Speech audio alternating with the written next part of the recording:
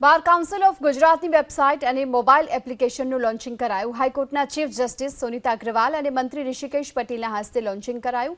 હાઈકોર્ટના ઓડિટોરિયમમાં કાર્યક્રમ યોજાયો, જેમાં ગુજરાત બાર કાઉન્સિલના સભ્ય સહિત હાઈકોર્ટના ન્યાયાધીશો ઉપસ્થિત રહ્યા। વેબસાઇટ લોન્ચ થતાં બાર કાઉન્સિલ ઓફ ગુજરાત દેશમાં પ્રથમ હાઈટેક બાર કાઉન્સિલ બની। હવેથી વકીલોની બાર કાઉન્સિલની તમામ માહિતી અને જજમેન્ટ મોબાઈલ એપ્લિકેશનમાં મળી જશે। बहुत कोई छोटी बात नहीं है, ये बहुत बड़ी बात है जब बार काउंसिल की सोच इस तरफ पहुंचे कि केवल हम अपने जो हमारा एक स्ट्रक्चर है जिसको एक कहा जाए तो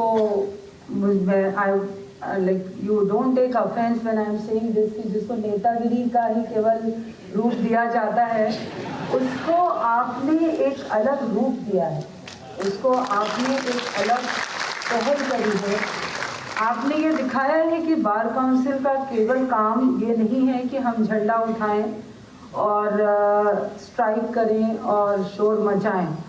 हम लोग जो हमारे मेंबर्स हैं बार काउंसिल के, जो बार मेंबर्स हैं, उनके लिए एक पॉजिटिव और एक एजुकेशनल पहल करना जो बहुत बड़ी बात है। गुजरात में हूँ अतिशयोक्ति नहीं पण पहलू एवं बार काउंसिल आखा गुजरात में जे गुजरात बार काउंसिल बनशे, हाईटेक बार काउंसिल बनशे।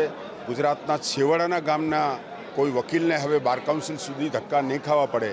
ऑनलाइन वेबसाइटनो उपयोग करी ए बार काउंसिलनी तमाम कामगीरी पोताना घेर बेसीने करी शकशे। बीजू आजे सरकारे 5 करोड़ रुपया पण बार काउंसिल ऑफ गुजरातना अर्पण कर्या छे। आज सुधी में 24 करोड़ जेवी मातबर रकम गुजरातनी सरकारे समग्र गुजरातना वकीलोना कल्याण अर्थे बार काउंसिल ऑफ गुजरात ने आपी है।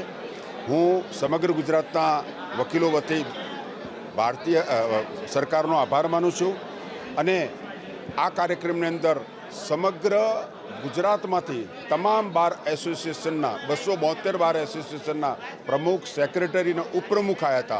एम आखा गुजरातना वकीलोनुं एक प्रतिनिधि मंडल अहींया आवेलुं। समग्र गुजरातना वकीलोनुं प्रतिनिधित्वनी हाजरीनी अंदर आ कार्यक्रम थयो। बीजा अर्थमां कहीए तो वकीलोने एक बहु मोटी संगठन शक्तिनुं प्रदर्शन आजे अहींया थयुं छे।